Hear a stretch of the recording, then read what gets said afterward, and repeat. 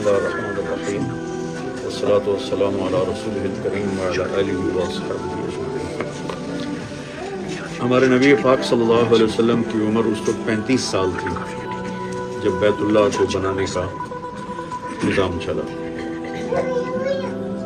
تو حجر اسود کو جب رکھنے کا موقع آیا، اس وقت جو پورا پتھر تھا تو 2-3 ٹکڑیاں پڑی ہیں، تو ہر قبیلے کے سردار کا دعویٰ یہ ہوگا کہ یہ پتھر میں رکھوں گا، اور 5 دن اس پہ جھگڑا چلتا رہا، اور 5ویں دن خطرہ پیدا ہو گیا کہ آپس میں تلواریں نکل آئیں گی، اتنی آپس میں سختی پیدا ہو گئی۔ تو ابو امیہ ایک شخص تھا قبیلہ مخزوم کا، اس نے کہا بھائی ایسا کرو، صبح سارے بیٹھ جاؤ بیت اللہ کی دیوار کے پاس، سب سے پہلے جو حرم میں داخل ہوگا نا اس کو ہم اپنا قاضی مان لیں گے۔ تو سب کو یہ تجویز پسند آ گئی کہ ہاں یہ ٹھیک ہے۔ تو اگلے دن یہ سارے بڑے سردار بیٹھے، تو سب سے پہلے ہمارے نبی داخل ہوئے، ان کا لو بھائی صادق امین آ گئے، صادق امین آ گئے، صادق امین آ گئے، ہم راضی ہیں ان کے فیصلے پر، راضی ہیں۔ تو آپ نے کہا چادر لاؤ، چادر لائے، اس پر آپ نے پتھر رکھا، سارے سرداروں سے کہا چادر کو کونوں سے پکڑ کے اٹھاؤ۔ تو سارے سرداروں نے چادر پکڑ کے جب اس کے لیول پر پتھر آیا تو آپ نے اٹھا کے اس کو اس کے اندر رکھ دیا۔ یہ جنت کا پتھر ہے، یہ سفید رنگ کا تھا، اور جب طوفان نوح میں بیت اللہ ضائع ہو گیا تھا تو یہ پتھر فرشتوں نے یہ سامنے جو پہاڑ ہے جبل قبیس، اس میں اس کو فکس کر دیا۔ پھر ابراہیم علیہ السلام کو اللہ نے رہبری فرمائی کہ یہ وہ پتھر ہے، اس کو یہاں لگانا۔ تو اب تھوڑا ہم واپس چلتے ہیں کہ جب حضرت ہاجرہ علیہ السلام کو اللہ نے پانی دے دیا، زم زم عبری زبان کا لفظ ہے، رک جا رک جا، تو ہمارے نبی نے فرمایا کہ کاش ہماری ماں یہ نہ کہتی تو یہاں پورا ایک دریا بہہ جاتا تھا، اتنا اللہ کی رحمت جوش میں تھی، وہ نیچے چل رہی۔ تو اب یہ راستہ چلتا نہیں تھا، ادھر کوئی آتا جاتا نہیں تھا۔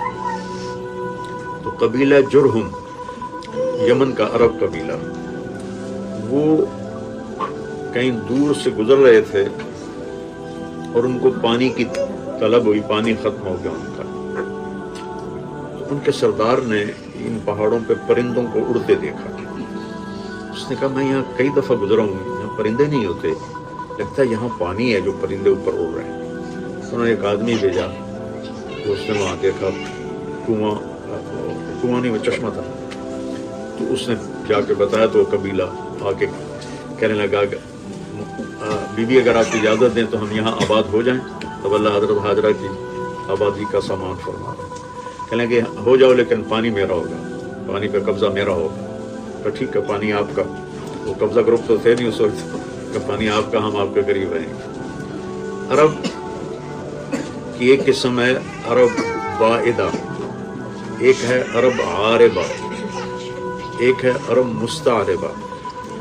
بائدہ کہتے ہیں جو مٹ گئے، قوم عاد، قوم سمود، قوم عمالقہ، یہ عرب تھے، ان کی نشانی مٹ گئے، نسلیں مٹ گئی۔ تو عرب عاربہ ہیں جن کو قحطانی بھی کہتے ہیں، یہ یمن کے جو عرب تھے ان کے بڑے کو عرب عاربہ کہتے ہیں، اور ان قبائل کو عرب عاربہ اور یا قحطانی کہتے ہیں۔ عرب مستعربہ حضرت اسماعیل کی اولاد کو کہتے ہیں، جو حضرت اسماعیل کی اولاد سے نسل چلی اس کو عرب مستعربہ کہتے ہیں اور عدنانی کہتے ہیں۔ اور ہمارے نبی عدنانی عرب تھے، قحطانی عرب نہیں تھے، عدنانی عرب تھے۔ تو بنو قزاع نے 300 سال، بیچ میں ہم نے وہ حضرت ہاجرہ والا قصہ سارا سمیٹ دیا ہے، بنو قزاع نے 300 سال حکومت کی مکہ پر۔ تو پھر بنو خزاع ایک قبیلہ تھا، اس نے حملہ کر کے اور مکے پہ قبضہ کر لیا۔ جب بنو جرہم کو اندازہ ہو گیا کہ ہم شکست کھا رہے ہیں تو انہوں نے کنویں میں پتھر اور سامان اور کیا کچھ اس میں ڈال کے کنواں بند کر کے اس کو اوپر سے پتھروں سے پاٹ بند کر دیا. تو جب خزاعہ آئے تو ان کو پانی کا نشان نہیں ملا. تو کوئی 350 سال حکومت کی بنو خزاعہ نے. تو ان کے سردار کو قصی اس وقت مشہور ہوئے. قصی بن کلاب جو ہمارے نبی محمد بن عبداللہ بن عبد المطلب بن ہاشم بن عبد مناف بن قصی بن کلاب بن مرہ بن کعب بن لوئی بن غالب بن فہر بن مالک بن نضر بن کنانہ بن خزیمہ بن مدرکہ بن الیاس بن معد بن عدنان، یہ عدنانی عرب ہیں. تو قصی جو تھے وہ بڑے مشہور ہوئے اور انہوں نے قریش کے قبائل کو اکٹھا کرنا شروع کیا.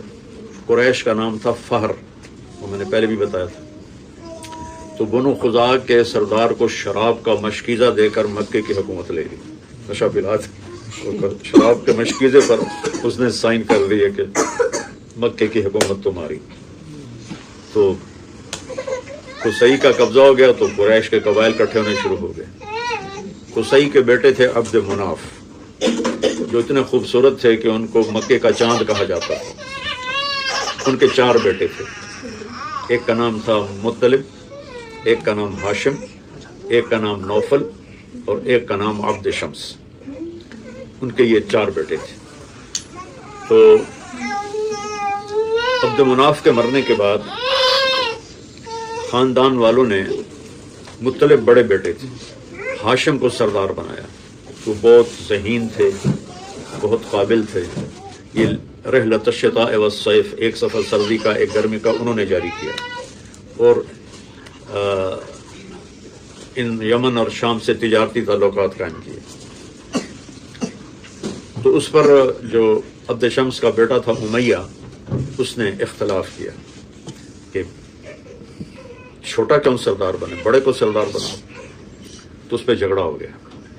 تو اس زمانے میں عرافہ عورتیں ہوتی تھیں نجومی ٹائپ، ان کے پاس جھگڑا جایا کرتا تھا. تو اس نے ہاشم کے حق میں فیصلہ دے دی اور یہ شرط طے پائی تھی کہ جو ہارے گا وہ 10 سال مکہ چھوڑ دے گا. تو جب اس عرافہ نے ہاشم کے بارے میں فیصلہ دیا تو امیہ کو 10 سال کی جلا وطنی کرنی پڑی. وہ شام چلا گیا اور یہاں سے بنو ہاشم اور بنو امیہ کی آپس میں ایک نفرت شروع ہوئی. تو ہاشم تشریف لے گئے تجارت کے لیے، غزہ جانا تھا. تو مدینے پہنچے تو ایک یہودی عورت نے، ہمارے نبی جس باپ کی پشت میں آتے تھے اس کے ماتھے پر نور نبوت چمکتا تھا. تو یہودی عورت نے آپ کو دیکھا تو کہنے لگے ہاشم ایک رات میرے ساتھ گزار لو. وہ کہنے لگے میں عزت دار آدمی ہوں، میں یہ گناہ کر سکتا ہوں. تو انہوں نے اگلے دن وہیں ایک سلمہ، ایک بنو نجار کی عورت تھی، اس سے شادی کر لی. تو تیسرے چوتھے دن اب بازار سے گزرے تو وہی عورت آگے سے آ رہی تھی. تو ہاشم نے کہا تم مجھ سے گناہ کی دعوت دے رہی تھی، شادی کر لو. انہوں نے ایسے دیکھا اور کہا میں بھی شریف عورت ہوں، تیرے ماتھے پر نور نبوت تھا آخری نبی کا، میرے جی میں ہے، میرے پیٹ میں آ جائے، پر وہ تو سلمہ کے قسمت میں تھا. تو یہاں سے تشریف لے گیا غزہ، جہاں آج کل جنگ ہو رہی، وہاں ان کا انتقال ہو گیا. تو ان کی قبر غزہ میں تھی، اب تو اس کا کوئی نشان نہیں ہوگا، لیکن ان کا انتقال 32 سال کی عمر میں ہوا غزہ میں. تو سلمہ سے ایک بیٹا پیدا ہوا، اس کے پیدائشی بال سفید تھے، تو اس نے اس کا نام رکھا شیبہ، سفید بالوں والا. اب مطلب جو بڑے بیٹے تھے وہ سردار بنے، لیکن ان کو پتہ نہیں تھا کہ ہاشم نے مدینے میں شادی کی اور اس سے کوئی بیٹا ہوا. ایک دن ایک مکے کا آدمی مدینے سے گزر رہا تھا تو باہر میدان میں لڑکے تیر اندازی کر رہے تھے. تو صرف ایک لڑکے کا نشانہ وہ ٹارگٹ پر پہنچتا تھا.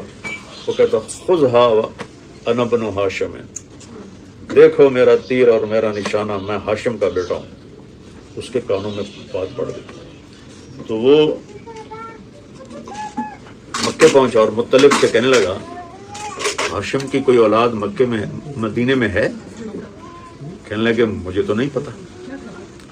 کہنے لگا میں نے یہ سنا ایک بچے کو کہتے ہوئے.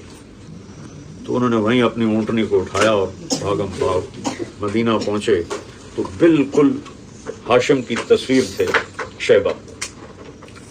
تو انہوں نے ان کی ماں سے جا کے درخواست کی کہ یہ بچہ ہماری نسل کا ہے، ہمیں دے دو.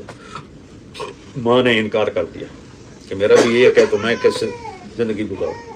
تو انہوں نے سلمہ کے بھائی سے بات کی کہ یہ آئندہ قریش کا سردار بنے گا، تو اپنی بہن کو سمجھاؤ، بہت بڑا نقصان ہو جائے گا اگر اس نے اس کو نہ لیا. پھر بھائی نے سمجھایا کہ یہ تو ہاشم کا بیٹا ہے، تو مکے کا سردار بنے گا. تو ماں نے اجازت دی تھی.